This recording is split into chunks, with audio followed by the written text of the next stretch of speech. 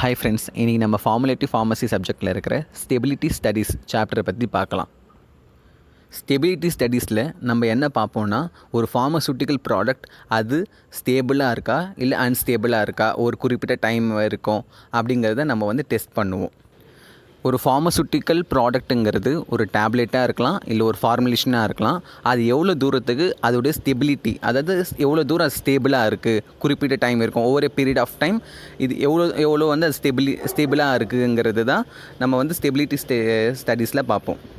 ஸ்டெபிலிட்டியோட theoretical definition என்னங்கிறது பார்த்தோன்னா, ஒரு ட்ரக்கு அப்படி இல்லைன்னா ஒரு ப்ராடக்ட் அதோடைய ஸ்பெசிஃபிகேஷன்ஸான ஐடென்டிட்டி, குவாலிட்டி அண்ட் பியூரிட்டி இதை எவ்வளோ தூரத்துக்கு அது மெயின்டைன் பண்ணுது, ஒரு ஸ்பெசிஃபிக் பீரியட் ஆஃப் டைமில் அதோட ஐடென்டிட்டி, குவாலிட்டி அண்ட் பியூரிட்டியோட ஸ்பெசிஃபிகேஷன்ஸை எவ்வளோ அது வச்சுருக்கு, அதாச்சும் எவ்வளோ அது ரிமைன் பண்ணியிருக்குங்கிறது தான் ஸ்டெபிலிட்டிக்கான டெஃபினேஷன். இன்னொரு வகையில் என்ன அதை டிஃபைன் பண்ணலாம் அப்படின்னு பார்த்தீங்கன்னா, நம்ம ஒரு ஃபார்முலேஷனை ஒரு ஸ்பெசிஃபிக் கண்டெய்னரில் போட்டு வச்சுருப்போம். அது கெமிக்கல், மைக்ரோபயாலஜிக்கல், தெரப்பியூட்டிக்கல் அண்ட் டாக்ஸிகாலஜிக்கல் ஸ்பெசிஃபிகேஷன்ஸை எவ்வளோ உட்படுத்தி இருக்குது அப்படின்னு இன்னொரு வகையை நம்ம அதை டிஃபைன் பண்ணலாம். அதே யுனைடெட் ஸ்டேட் ஆஃப் ஃபார்மகோபியா படி ஸ்டெபிலிட்டினா என்ன அப்படின்னு டிஃபைன் பண்ணியிருக்காங்கன்னா, ஒரு ஃபார்மசூட்டிக்கல் ப்ராடக்ட் எவ்வளவு தூரத்துக்கு அந்த ஸ்பெசிஃபைட் லிமிட்ஸ் இருக்குல்ல, ஒன்றுக்கு இவ்வளோ லிமிட் இருக்கும், அந்த லிமிட்டை எவ்வளோ தூரத்துக்கு அது வச்சுருக்கு, எவ்வளோ தூரம் மெயின்டைன் பண்ணுது, இரஸ்பெக்டிவ் ஆஃப் ஸ்டோரேஜ், யூஸ், இது எல்லாமே சேர்த்து அவங்க சொல்கிறாங்க. அதாச்சும் ஷெல்ஃப் லைஃப், ஸோ எவ்வளோ தூரத்துக்கு அந்த ஸ்பெசிஃபிக் லிமிட்ஸை அது மெயின்டைன் பண்ணுதுங்கிறது இன்னொரு டெஃபினிஷனாக ஸ்டெபிலிட்டி பற்றி நம்ம சொல்கிறாங்க. ஆஸ் நம்ம ப்ரீவியஸாக சொன்ன மாதிரி, ஒரு ஃபார்மசூட்டிக்கல் ப்ராடக்ட் அதோடைய ஷெல்ஃப் லைஃப் வரைக்கும் அதோடைய ஸ்பெசிஃபிகேஷன்ஸை இழக்காமல் அது எவ்வளோ தூரம் மெயின்டைன் பண்ணுது அப்படிங்கிறத நம்ம பார்த்தோம். இப்போ ஷெல்ஃப் லைஃப் அப்படின்னா என்னென்னா, concentration of reactant 90% of initial கான்சன்ட்ரேஷனாக குறையிற டைம் தான் ஷெல்ஃப் லைஃப். எப்படி நம்ம சொல்லலாம்னா, time required for the concentration of reactant to reduce it to 90% of its initial concentration அப்படின்னு டிஃபைன் பண்ணுறாங்க ஷெல்ஃப் லைஃபை. இதை T90 அப்படின்னு சொல்கிறாங்க. இதோட யூனிட் டைம் பர் கான்சன்ட்ரேஷன். அது நம்ம சிம்பிளாக சொல்லணுன்னா, இந்த ஃபார்முலேஷனை நம்ம எப்போ மேனுஃபேக்சர் பண்ணி பேக்கேஜ் பண்ணுறோமோ அந்த டைமில் இருந்து அதோடைய பொட்டன்சி குறையிற வரைக்கும், அதாச்சும் chemical or therapeutic activity decrease ஆகிற வரைக்கும் அப்படின்னு இன்னொரு வகையை அதை டிஃபைன் பண்ணலாம். And then next, factors affecting drug stability. இது நம்ம எப்படி பிரிக்கலாம்னா, 2 வகையாக பிரிக்கலாம். Primary factors and major factors. Primary ஃபேக்டர்ஸில் இதெல்லாம் வரணும்: pH, temperature, oxygen, moisture, humidity, light, storage, closure and containers, இதெல்லாம் primary factors. And then major factors, அது எப்படி அதில் எதெல்லாம் வரும்னு பார்த்தீங்கன்னா, பார்ட்டிகல் சைஸ். மெயினாக எதுலன்னு பார்த்தீங்கன்னா, சஸ்பென்ஷன் அண்ட் எமல்ஷன்ஸ். மெயினாக ஏன்னா இதுதான் மேஜராக ஒரு ட்ரக் ஸ்டெபிலிட்டி அஃபெக்ட் பண்ணும். ஓகேங்களா. Next pH, additives, molecular binding and then drug and excipient diffusion, இதெல்லாம் மேஜர் ஃபேக்டர்ஸ் தான் கன்சிடர் பண்ணுறாங்க. அண்ட் தென் ஸ்டெபிலிட்டி ஸ்டடீஸ் மூலமாக நம்மளுக்கு மெயினான ஆப்ஜெக்டிவ்ஸ் என்ன அப்படின்னு பார்த்தோன்னா, ஃபஸ்ட்டு நம்ம அதோட மேக்ஸிமமான எக்ஸ்பைரி ஆகிற டேட்டு இல்லைன்னா ஷெல்ஃப் லைஃப்பை நம்ம கண்டுபிடிக்கலாம். இப்போ நம்ம அது பண்ணுறது மூலமாக நம்ம பெட்டரான ஸ்டோரேஜ் கண்டிஷன்ஸை நம்ம ப்ரொவைட் பண்ணலாம் ப்ரிகாஷனரியாகவே. அண்ட் தென் பேக்கேஜிங் காம்பனன்ட்ஸ் அதுவுமே நம்ம டிட்டர்மைன் பண்ணலாம். ஸோ ஃபைனல் அல்டிமேட்டாக பார்த்தீங்கன்னா, நம்ம இது ஸ்டெபிலிட்டி ஸ்டடீஸ் பண்ணுறது மூலமாக நம்மளுக்கு ஒரு இன்ஃபர்மேஷன் நம்மளுக்கு கிடச்சிரும், ஓகே அப்படின்னு சொல்லிட்டு. ஸோ நம்ம அந்த ப்ரீ ஃபார்முலேஷன் ஸ்டேஜ்லேயே நம்ம ஒரு ஸ்டேபிளான ப்ராடக்டாக நம்ம இன்னுமே ப்ரொடியூஸ் பண்ணலாம். பிகாஸ் ஆஃப் நம்மளுக்கு அது நம்ம ஸ்டடீஸ் பண்ணுறதுனால. ஸோ இது மேஜரான ஒரு அப்ஜெக்டிவாக நம்ம கன்சிடர் பண்ணலாம். ஸோ நெக்ஸ்ட்டு நம்ம இப்போ ஆப்ஜெக்டிவாக பார்த்தது தான் நம்ம நீட் அப்படின்ட்டு இன்னொரு டாப்பிக்கை நம்ம பார்க்குறோம். So need of stability studies எதுக்கலான்னு பார்த்தீங்கன்னா, quality varies with time, shelf life of drug product obviously, storage condition, container closure suitability, prevention of expenses குறைக்கலாம், essential quality attributes and safety point of view of the patient. It's a very important need for stability studies. So next one, types of stability. We already might know this about the types of stability. So என்னென்ன டைப்ஸ்லாம் இருக்குன்னு பார்த்தீங்கன்னா, therapeutical stability, physical stability, toxicologic stability, microbiological stability and chemical stability. So அந்த types of stability in டீட்டெயிலாக என்னென்னு பார்க்கலாம். First one, chemical stability. Chemical என்னென்னு பார்த்தீங்கன்னா, கெமிக்கலில் எல்லா ஆக்டிவ் இன்க்ரீடியண்ட்டுமே அதோடைய கெமிக்கல் இன்டெகிரிட்டியும் அண்டு லேபிள்டு பொட்டன்ஸையும் வித்தின் த ஸ்பெசிஃபைட் லிமிட்ஸில் வந்து மெயின்டைன் பண்ணணும். ஃபிசிக்கல் ஸ்டெபிலிட்டி பொறுத்த வரைக்கும் என்னென்னலாம் இருக்குன்னு பார்த்திங்கன்னா, நம்மளுக்கு ஆல்ரெடி இந்த மாதிரி மெயின் ப்ராப்பர்ட்டிஸ் என்னென்னா அப்பியரன்ஸ், பலட்டபிலிட்டி, யூனிஃபார்மிட்டி, டிசொல்யூஷன் அண்ட் சஸ்பெண்டபிலிட்டி இதெல்லாம் வந்து கண்டிப்பாக வந்து மெயின்டைன் பண்ணணும். மைக்ரோபயாலஜிக்கல் பொறுத்த வரைக்கும் sterility and resistance to microbial growth வந்து ரெட்டைன் பண்ணியிருக்கணும். தெராப்பியூட்டிக் பொறுத்த வரைக்கும் அதோட தெராப்பியூட்டிக் ஆக்டிவிட்டி வந்து ரிமைன் அன்சேஞ்சாக இருக்கணும். அண்ட் தென் ஃபைனலி டாக்ஸிகாலஜியில் no significant increase in toxicity must be occur. அதாவது குறிப்பிட்ட அளவு மீறி டாக்ஸிக் வந்து இருக்கக்கூடாது. And then types of stability டெஸ்டிங்கில் நம்ம என்னென்ன ஸ்டடீஸ்லாம் பண்ணுவோம், அதோட ஸ்டோரேஜ் கண்டிஷன்ஸ் என்ன, எத்தனை மந்த்துக்கு ஒரு வாட்டி நம்ம வந்து டெஸ்ட் பண்ணுவோம், and then minimum time period என்னன்ட்டு பார்க்கலாம். First one is a long term study, அப்படி இல்லைனா ஆம்பியன்ட் அப்படின்னு சொல்லுவாங்க. இது ஸ்டோரேஜ் கண்டிஷன் பார்த்தீங்கன்னா 25 to 27 degree Celsius, relative humidity வந்து 60% +or-5%. அண்ட் தென் எத்தனை மந்த்துக்கு ஒரு வாட்டினா அதில் போட்டிருக்க மாதிரி 0, 3, 6, 9, 12, 18 அந்த மாதிரி. மினிமம் டைம் பீரியட் வந்து 12 months. And then second one வந்து intermediate study or controlled study. இதோடைய ஸ்டோரேஜ் கண்டிஷன் வந்து 30 to 32 degree Celsius, relative humidity 60 to 65%. And then testing எந்தெந்த மந்த் இதில் பண்ணுவாங்கன்னா 0, 3, 6, 9, 12 respectively. And then minimum time period covered by data வந்து 6 months. Third one is accelerated studies. நம்மளுக்கு வந்து ஃபெமிலியரானது accelerated stability studies படிச்சிருப்போம். ஸோ இது வந்து இன்னொரு பேர் பார்த்திங்கன்னா ஷார்ட் டேர்ம் ஸ்டடீஸ். இதோட ஸ்டோரேஜ் கண்டிஷன் வந்து 40 to 42 டிகிரி செல்சியஸ், ஹியூமிடிட்டி வந்து 70 to 80%. அண்ட் டெஸ்ட் டைமிங் பார்த்தீங்கன்னா respectively 0, 1, 2, 3, 6, 9 months. And then minimum time period வந்து 6 months. இதில் ஒரு காமனான விஷயம் என்னென்னு பார்த்தீங்களா, ஒரு ஸ்டடீஸ்லேயுமே வந்து ஃபஸ்ட் லாங் டேர்மாக இருக்கிறதுக்கு வந்து லெஸ் டெம்பரேச்சர் ஆகும். ஆக்சலரேட்டட் அதாவது ஷார்ட் டேர்ம் ஸ்டடீஸ்க்கு வந்து நம்ம டெம்பரேச்சர் வந்து இன்க்ரீஸ் பண்ணுறோம். ஸோ ஆக்சலரேட்டட் மீன்ஸ் நம்ம வந்து ஸ்பீட் அதாச்சும் இன்க்ரீஸ் பண்ணுறோம். ஸோ அது மூலமாக நம்ம வந்து எவ்வளோ குயிக்காக நம்மளோட அந்த ப்ராடக்டோட ஷெல்ஃப் லைஃப் கண்டுபிடிக்கிறோம். ஓகே, ஸோ இது மூலமாக நம்மளுக்கு வந்து ஒரு ஷெல்ஃப் லைஃப் ஆஃப் ப்ராடக்ட் வந்து நம்மளுக்கு வந்து ஈஸியாக ஆக்சலரேட்டட் பண்ணி நம்ம வந்து டெம்பரேச்சர் இன்க்ரீஸ் பண்ணலாம், ஆர் ஹியூமிடிட்டி வந்து அதிகப்படுத்தலாம். இது மூலமாக நம்மளுக்கு வந்து சீக்கிரமாக நம்மளுக்கு வந்து தெரிய வந்தது. ஸோ இதுக்கெலாம் வந்து ஸ்டெபிலிட்டி டெஸ்டிங் யூஸ்ஃபுல்லாக இருக்குது மெயின்ஃபுல்லாக. அண்ட் தென் நம்ம நெக்ஸ்ட் பார்க்க போகிறது டிகிரேடேஷன் பாத்வேஸ். இது வந்து ஒரு important university exam question. So வந்து ஃபஸ்ட்டு டிகிரேடேஷன் பாத்வேனா என்னென்னு பார்க்கலாம். ஃபஸ்ட்டு ஒரு ட்ரக்கு வந்து டிகிரேட் ஆகிறதுனால அதில் இருக்க டோசேஜ் ஃபார்மோட தெராப்பியூட்டிக் ஏஜென்ட்டோட குவான்டிட்டி வந்து குறையுது. ஸோ அல்டிமேட்லி தெராப்பியூட்டிக் ஆக்டிவிட்டி வந்து டிக்ரீஸ் ஆகுது. அண்ட் தென் இந்த ட்ரக் ப்ராடக்ட் வந்து டீகம்போஸ் ஆகிறதுனால, இன்ஸ்டெபிலிட்டி மூலமாக டீகம்போஸ் ஆகிறதுனால அது வந்து ஒரு டாக்ஸிக் ப்ராடக்டாக ஃபார்ம் ஆகுது. So ultimately it leads to decrease in the bioavailability. Third one, அந்த ட்ரக்கு வந்து டிகிரேட் ஆகிறதுனால அல்டிமேட்லி அதோட ஃபிசிக்கல் அப்பியரன்ஸும் வந்து சேஞ்ச் ஆகுது. ஃபைனலி டிகிரேடேஷன் நடக்கிறதுனால அது வந்து ட்ரக்கோட பொட்டன்சியை வந்து எய்தர் இன்க்ரீஸும் பண்ணுது, டிக்ரீஸும் பண்ணுது. ஸோ இதெல்லாம் தான் ஒரு ட்ரக் டிகிரேட் ஆச்சுன்னா இப்படிலாம் நடக்குது. ஸோ நெக்ஸ்ட்டு வந்து நம்ம வந்து எந்தெந்த பாத்வேஸ் மூலமாக டிகிரேட் ஆகுது அப்படின்னு பார்க்கலாம். So types of degradation pathways, இதை நம்ம வந்து டைப்ஸ் ஆஃப் ஸ்டெபிலிட்டி அதே மாதிரியே பிரிச்சுக்கலாம். என்னென்னு பார்த்தீங்கன்னா first physical, chemical, microbiological, toxicological and therapeutic degradation pathways. These are the 5 main degradation pathways which is very important.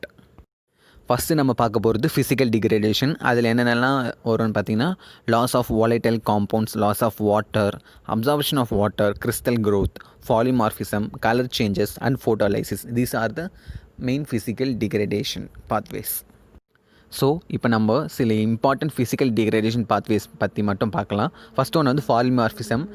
As we all know, we are familiar to this topic. Polymorphism நம்ம வந்து ப்ரீஃபார்முலேஷன் ஸ்டடீஸ்லேயே பார்த்துருப்போம். So டிகிரேடேஷனில் இதோட role என்ன, நம்ம எப்படி இது prevent பண்ணலாங்கிறத பார்க்கலாம்.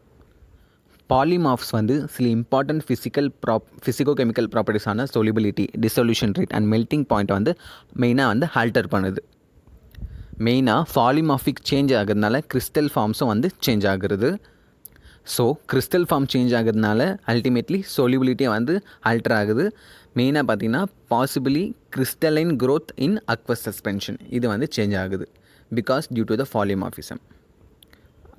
ஒரு மெயின் எக்ஸாம்பிள் பார்த்திங்கன்னா கார்டிசோன் அசிட்டேட் சஸ்பென்ஷன். இதை நம்ம எப்படி ப்ரிவெண்ட் பண்ணலாம் அப்படின்னா by usage of suspending agents like methyl cellulose and ethyl cellulose.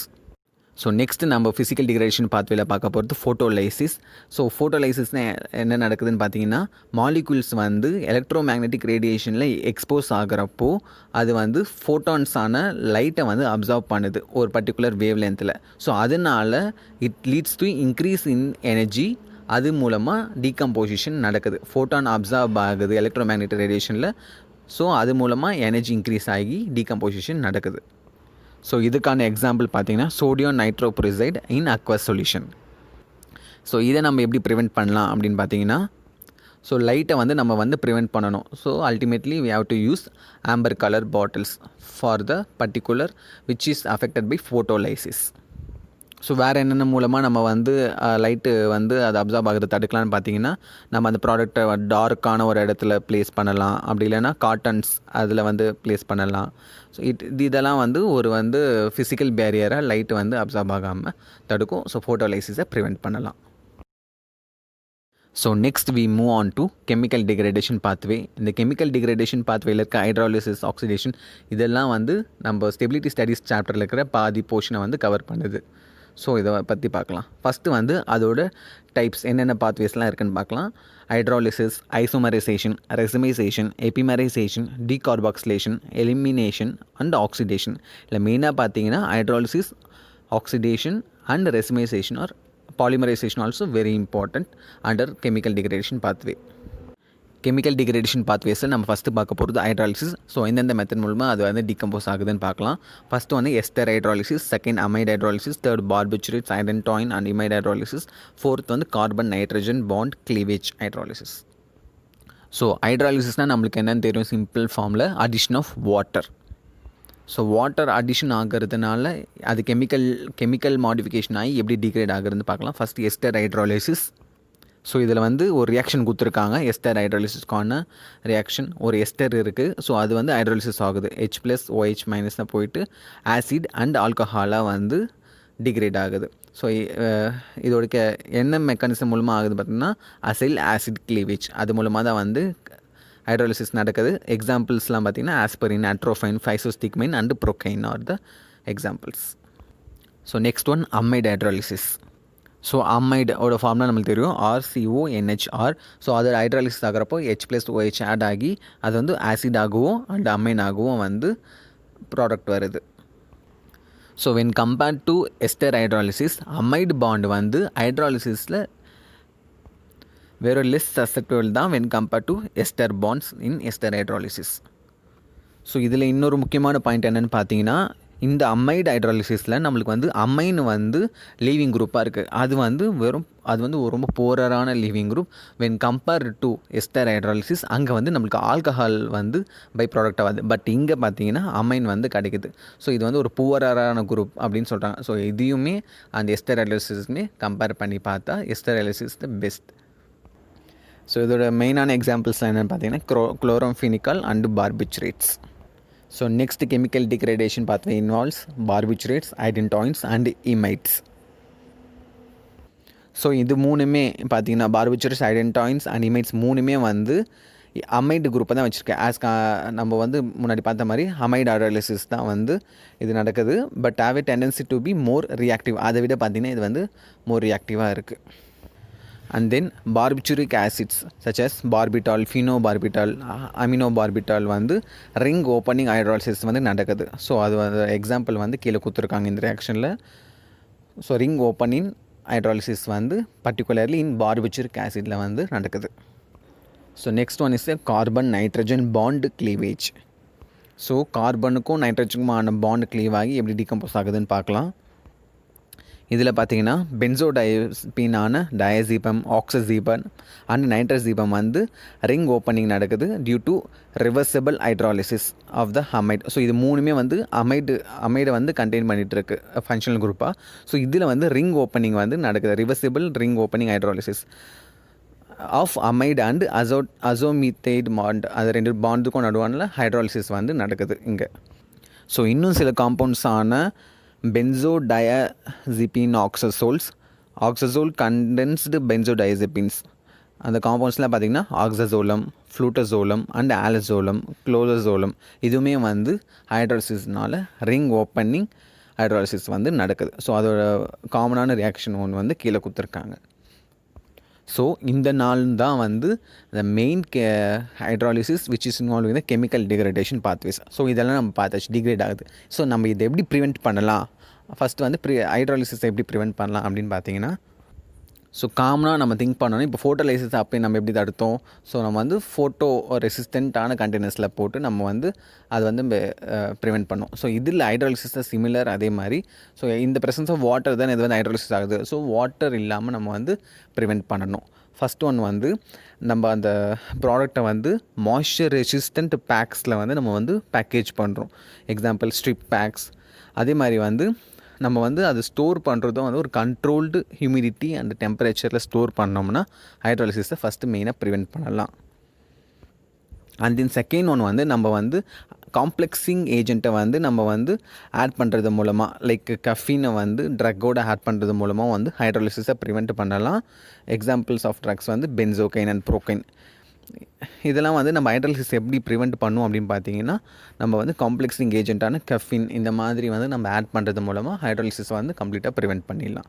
So first one is நம்ம வந்து அந்த பேக்கேஜ் வந்து கரெக்டாக பண்ணணும். சூட்டபிள் ரெசிஸ்டன்ட், அது மாய்ஸ்சர் இல்லாத ரெசிஸ்டன்ட் பேக்கேஜில் வந்து இது பண்ணணும். செகண்ட் ஒன்று வந்து addition of complexing agent like caffeine அந்த மாதிரி ஆட் பண்ணுறது மூலமாக ஹைட்ராலிசிஸை ப்ரிவெண்ட் பண்ணலாம்.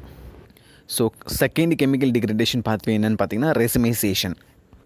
ரெசிமைசேஷன் as we all know from chemistry என்னென்னா, சிம்பிள் ஃபார்மில் ஒரு எனன்சியூமரை வந்து 2 டிஃப்ரெண்ட் ஃபார்ம்ஸாக வந்து இருக்கிறது தான் வந்து racemization. Either in dextro rotatory or levo rotatory நம்ம வந்து மீன் பண்ணுவோம் இன் ஆப்டிக்கல் ஐசோமெரிசமில். So it refers to the partial conversion of one enantiomer to the other enantiomer. It involves optically active form of drug into its enantiomer form. அதுதான். So அதோட reaction வந்து கீழே கொடுத்துருக்காங்க. One form வந்து எப்படி இன்னொரு ஃபார்மாக மாறுது அப்படின்ட்டு. So third one is an epimerization.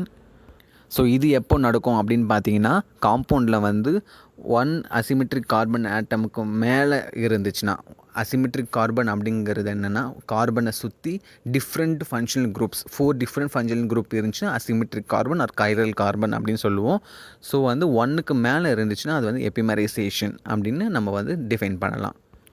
So ஈக்குவலிபிரியமில் equilibrium 2 எபிமர்ஸும் present ஆகிருக்கும், but not in an equal proportion. So main example என்ன அப்படின்னு பார்த்தீங்கன்னா, ஒரு ரொம்ப நாள் ஸ்டோரேஜ் பண்ணி வைக்க வேண்டிய ஒரு சொல்யூஷனில் வந்து எர்கோமெட்ரின் இப்போ ப்ரெசென்ட் ஆகிருக்குன்னா அது வந்து ஹைட்ராலிசிஸ் மூலமாக டீகம்போஸ் ஆகிட்டு and then it is isomerized to ergometrine. Next chemical pathway பார்த்திங்கன்னா டீகார்பாக்சிலேஷன். இன் சிம்பிள் ஃபார்ம்ஸ் நம்மளுக்கு என்ன தெரியும்னா, டீகார்பாக்சிலேஷன்னா removal of carbon dioxide or elimination of carbon dioxide. So in this case carbon dioxide வந்து eliminate ஆகுது. Especially drug which is having carboxylic acid group which is susceptible to decarboxylation. So COOH group வந்து ஈஸியாக டீகார்பாக்சிலேட் ஆகி CO2 வெளியில் போகும் அப்படின்னு சொல்கிறாங்க. இதோட மெயின் எக்ஸாம்பிள் பார்த்திங்கன்னா 4-amino salicylic acid and procaine. Next one is an elimination. எலிமினேஷனை பொறுத்த வரைக்கும் சம் குரூப் வந்து எலிமினேட் ஆகிறது. Example of this or trimelamol eliminates its hydroxymethyl groups and forms formaldehyde. So trimelamol வந்து என்ன பண்ணுதுன்னா, அதில் இருக்கிற ஹைட்ராக்சிமித்தைல் குரூப்பை வந்து எலிமினேட் பண்ணிவிட்டு HCHO ஆன ஃபார்மால்டிஹைடை ஃபார்ம் பண்ணுது. And next we move on to very important chemical degradation pathway, so called oxidation. Oxidation, as we all know, சிம்பிளாக சொல்லணும்னா addition of oxygen and removal of hydrogen. So otherwise நம்ம எப்படி சொல்லலாம் அப்படின்னு பார்த்தீங்கன்னா, ஒரு எலக்ட்ரான் ரிமூவல் ஆகுது, அதே சமயம் ஒரு எலக்ட்ரோநெகட்டிவ் ஆட்டம் இல்லை ஒரு ரேடிக்கல் வந்து ஆட் ஆகுது. ஸோ அதுக்கான எக்ஸாம்பிள் வந்து கீழே கொடுத்துருக்காங்க. Epinephrine which is oxidized to its oxidized form of epinephrine. So oxidation எதெல்லாம் கண்ட்ரோல் பண்ணுது அப்படின்னு பார்த்தீங்கன்னா, என்விரான்மெண்ட், அதாவது மெயினாக பார்த்தீங்கன்னா light, trace elements, oxygen and oxidizing agent இதெல்லாம் வந்து ஆக்சிடேஷனை வந்து கண்ட்ரோல் பண்ணுது. So what are the types of oxidation? There are auto-oxidation and photo-oxidation. So auto ஆக்சிடேஷனில் ஆக்சிடேஷன் எப்படி நடக்குதுன்னு பார்த்தீங்கன்னா, அட்மாஸ்பெரிக் ஆக்சிஜனை யூஸ் பண்ணி ஆக்சிடேஷன் வந்து நடக்குது. ஸோ இது வந்து ஒரு ஸ்லோவான ப்ராசஸ் அப்படின்னு சொல்லலாம். Example which involves oil, fat, unsaturated compounds இதெல்லாம் வந்து ஆட்டோஆக்சிடேஷன் கீழே வருது. ஃபோட்டோ ஆக்சிடேஷன் அப்படின்னு என்ன பார்த்தீங்கன்னா, ஆக்சிடேஷன் எப்படி நடக்குதுன்னா ரிமூவல் ஆஃப் எலக்ட்ரான் ஒன்லி. ஆனால் இதில் வந்து ஆக்சிஜன் வந்து இருக்க தேவையில்லை. Only with the removal of electron வந்து ஃபோட்டோ ஆக்சிடேஷன் வந்து நடக்குது. அதோட மெயினான எக்ஸாம்பிள்ஸ் வந்து adrenaline, riboflavin and ascorbic acid. So auto oxidation என்னென்னா அட்மாஸ்பியரிக் ஆக்சிஜனில் இருக்க ஆக்சிஜன் யூஸ் பண்ணி ஆக்சிடேஷன் இருக்குது ஆட்டோஆக்சிடேஷன். ஃபோட்டோ ஆக்சிடேஷன் என்னென்னா வெறும்னே ரிமூவல் ஆஃப் எலக்ட்ரான் மூலமாக நடக்கிறது. இதுக்கு வந்து ஆக்சிடேஷன் வந்து தேவையில்லை. ஸோ இதை மெயினாக நம்ம எப்படி ப்ரிவெண்ட் பண்ணலாம்? ஆக்சிஜன் வந்து நம்ம ப்ரிவெண்ட் பண்ணாலே ஆக்சிடேஷனை ப்ரிவெண்ட் பண்ணலாம். ஸோ என்னென்ன ப்ரிவென்டிங் ஏஜென்ட் பார்த்தீங்கன்னா chelating agent and anti oxygen agent. Chelating ஏஜென்ட்டில் என்ன எக்ஸாம்பிள் பார்த்தீங்கன்னா EDTA and antioxidant agent involves citric acid, tartaric acid, ascorbic acid, isoascorbic acid, so on. So next we move on to microbial degradation. இதில் என்ன ஆகுதுன்னு பார்த்தீங்கன்னா, so ஒரு product வந்து contaminate ஆகிறது மூலமாக அது சில பாதிப்பும் கொடுக்காமையும் இருக்கிறது. அது எதை பொறுத்து இருக்குதுன்னு பார்த்தீங்கன்னா, அந்த எந்த டைப் ஆஃப் மைக்ரோப் அதோட டாக்ஸிசிட்டி லெவலை பொறுத்து தான் வந்து அதோட பாதிப்பை வந்து நிர்ணயிக்கப்படுது. இதிலே ஆப்தால்மிக் இல்லைன்னா பேரண்டல் ஃபார்முலேஷன் கண்டாமினேட் ஆச்சுன்னா அது வந்து ஒரு சீரியஸான எஃபெக்ட்ஸை வந்து ப்ரொடியூஸ் பண்ணக்கூடியது.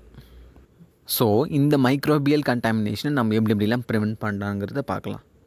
ஸோ நம்ம அந்த கண்டெய்னரோட டிசைனை பொறுத்து நம்ம அது கரெக்டான டிசைன் நம்ம அது பண்ணியிருந்தோம்னா நம்ம வந்து மைக்ரோபியல் கண்டாமினேஷன் வந்து ப்ரிவெண்ட் பண்ணலாம். நெக்ஸ்ட் எப்படி ப்ரிவெண்ட் பண்ணலான்னா சிங்கிள் டோஸ் கண்டெய்னர் யூஸ் பண்ணுறது மூலமாக அண்ட் தென் ப்ராப்பர் ஸ்டோரேஜ் கண்டிஷன்ஸை நம்ம மெயின்டைன் பண்ணுறது மூலமாகவும் வந்து ப்ரிவெண்ட் பண்ணலாம். அண்ட் ஃபைனலி நம்ம வந்து ஆன்டி மைக்ரோபியல் ஏஜென்ட்டை வந்து ப்ரிசர்வேட்டிவாக யூஸ் பண்ணுறது மூலமாக மைக்ரோபியல் கண்டாமினேஷனை ஒரேடியாக ப்ரிவெண்ட் பண்ணலாம். So next degradation is therapeutic degradation. So it involves change in therapeutic effect. So அது எப்படி சேஞ்ச் ஆகுதுன்னா நம்ம ஆல்ரெடி பார்த்த மாதிரி ஹைட்ரோலிசிஸ், ஐசோமரைசேஷன் அண்ட் எபிமரைசேஷன் இது மூலமாக வந்து தெரப்பெட்டிக் எஃபெக்ட் வந்து சேஞ்ச் ஆகுது. எக்ஸாம்பிள் வந்து அட்ரினலின். ஸோ நம்ம இந்த தெரப்பெட்டிக் டிகிரேடேஷன் எப்படி ப்ரிவெண்ட் பண்ணலான்னா அஸ் ஆல்ரெடி செட் நம்ம preventive measures hydrolysis preventive measures அதெல்லாம் மெயின்டைன் பண்ணுறது மூலமாக நம்ம வந்து இந்த தெரப்பெட்டிக் டிகிரேடேஷனை வந்து ஒரேடியாக ப்ரிவெண்ட் பண்ணலாம். So these are the main degradation pathways which is under stability studies. So next நம்ம வந்து AST ஆன ஆசிலேட்டர் ஸ்டெபிலிட்டி டெஸ்டிங் பற்றி பார்க்கலாம்.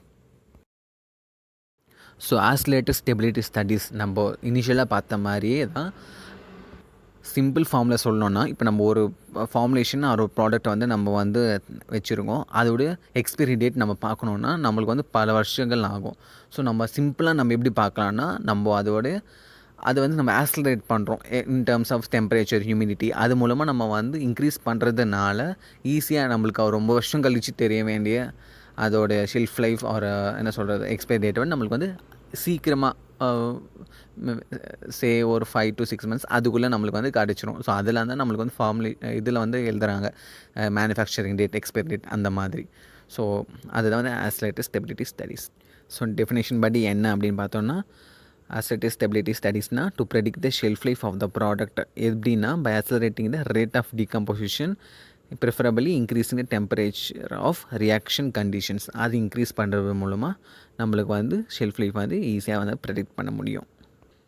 ஸோ நம்ம ஆல்ரெடி சொன்ன மாதிரி with help of this kinetics நம்மளுக்கு வந்து ஆசிலேட்டர் ஸ்டெபிலிட்டி மூலமாக நம்மளுக்கு வந்து அந்த ஷெல்ஃப் லைஃப் வந்து வித்தின் ஸ்பெசிஃபைட் மந்த்ஸ்க்குள்ளே நம்மளுக்கு வந்து தெரிஞ்சிடும்.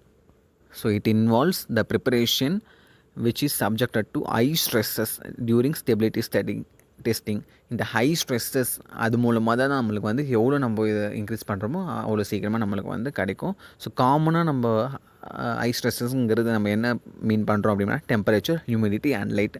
ஸோ இது இன்க்ரீஸ் பண்ணுறது மூலமாக அந்த பர்டிகுலர் ஃபார்முலேஷன் வந்து நம்ம வந்து ஈஸியாக அசஸ் பண்ணிக்கலாம் அதோடைய செல்ஃப் லைஃபை.